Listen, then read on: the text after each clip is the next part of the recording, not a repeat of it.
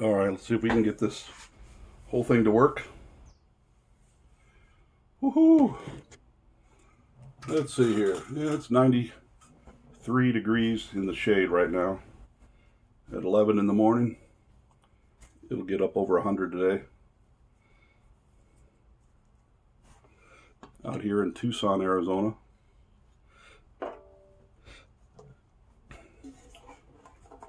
I'm going to play a couple of tunes for you.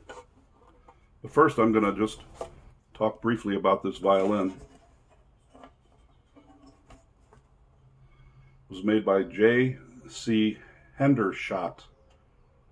John Coriel Hendershot, Cleveland, Ohio, 1885, as the label indicates.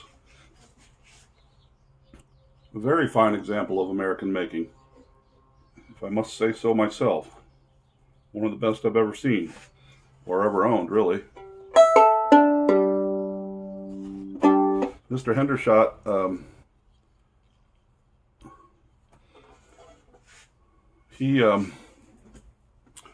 hold on one second.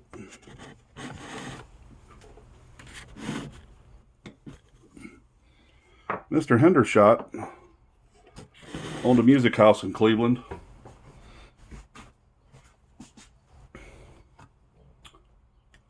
And back in those days, late 1800s, turn of the century, the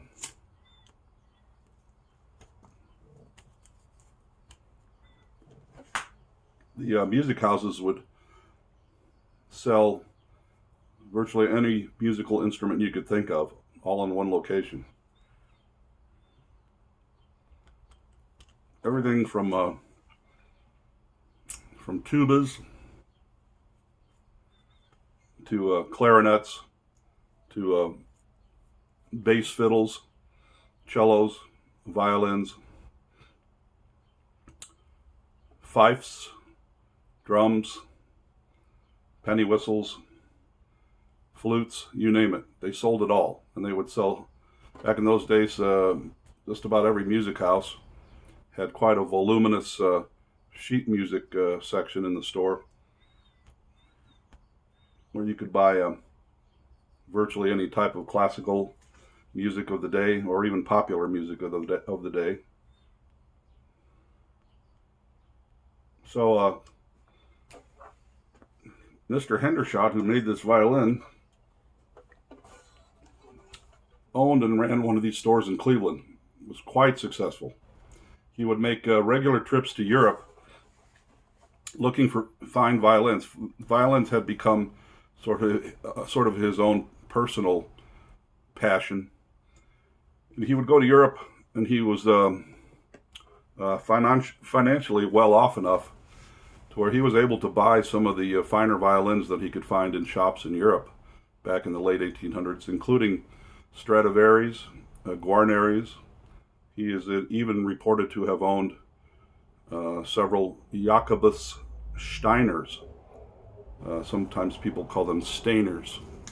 Most of the Stainer violins date back to the late 1600s or very early 1700s. And so he would bring these violins back to his store in Cleveland, and I'm sure he sold many of them for good money, but he kept some around to sort of inform his own artistic eye with respect to his own interest in violin making, which he threw himself headlong into at some point and made quite a few violins, as it turns out.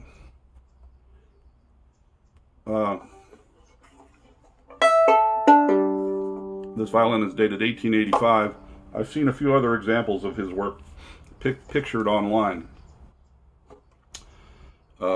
Very fine maker. This violin, I suspect, might be one of his earlier violins. The wood is not quite as spectacular on the back as some of his instruments, although it's a very fine grade of curly maple, which of course is book matched. In other words, the billet was sawed in half and splayed open like a book. So you have sort of mirror images of the wood on both sides of the center joint. Another interesting thing I read about Hendershot is he somehow got it in his head to try using what is called larch, which is a species of pine, larch pine, rather than European or American spruce. A lot of American makers back in those days imported Italian spruce from the Tyrolean region, or perhaps German spruce, because it was considered to be the best, quote unquote. But somehow Mr. Hendershot got it in his head to try larch pine, and he was happier with the results using larch than any other available varieties of spruce. Very fine woodworker.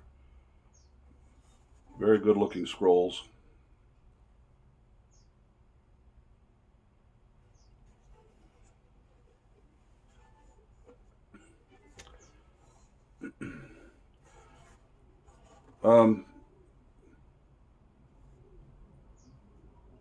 This particular top, I believe, actually is larch.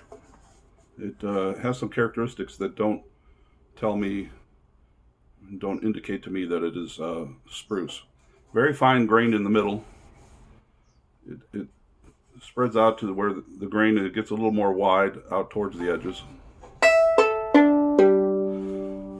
It lends kind of a crisp and crunchy, but very resonant tone to the violin. J.C. Hendershot eventually retired back to Chicago after he quit the music business. He's buried in Chicago in a little cemetery up there. I've seen a photograph of his gravestone, John Coriel Hendershot. I've also seen an old lithograph of Hendershot himself, and he was a rather swashbuckling looking fellow with a beard, and he just looked like quite a distinguished fellow.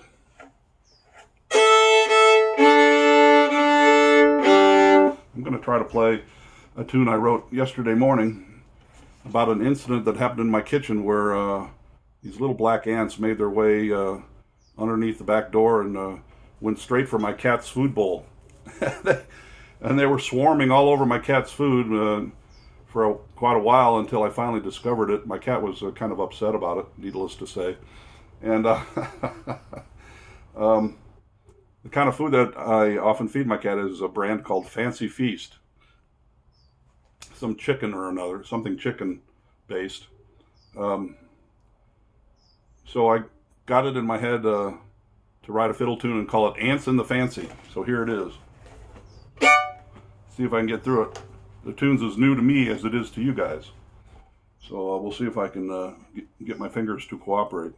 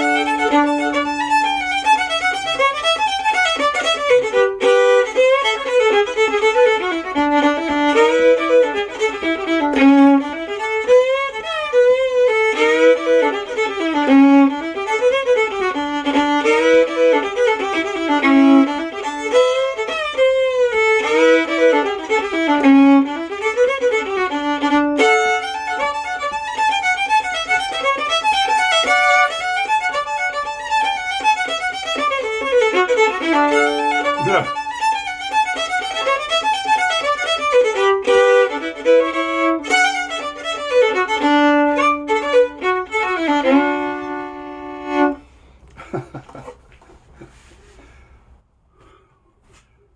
I almost got a clean take on that one. Ants in the Fancy. Here's another tune I wrote, half a year ago. I was riding my bike up the wash there, the Santa Cruz River Wash, which is a dry riverbed actually until it rains. I stopped at a bench several miles up and was looking down into the wash. And there was a pair of fine hiking boots with the laces tied together laying down there in the sandy dirt at the bottom of the wash. I thought, man, that's odd. Who the hell would throw such a nice pair of boots down into the wash like that? Furthermore, the boots were, they looked like they were exactly my size, which was about a 13 and a half. I was tempted to somehow figure out a way to go down and grab those suckers, but the embankment down into the wash was quite steep, about 20 feet down, and I just said the hell with it. But it did inspire me to write a fiddle tune and call it Boots in the Wash.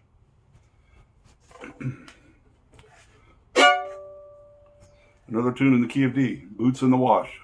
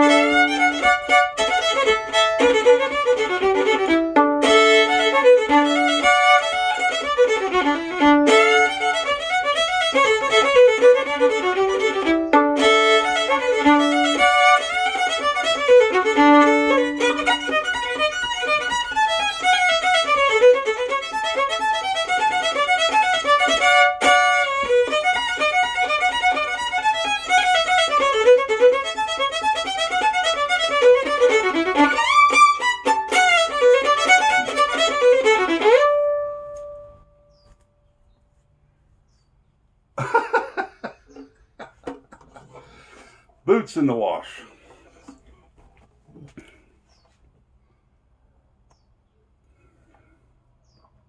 Simply pickles. Ain't it? Alright, I guess that's enough for now.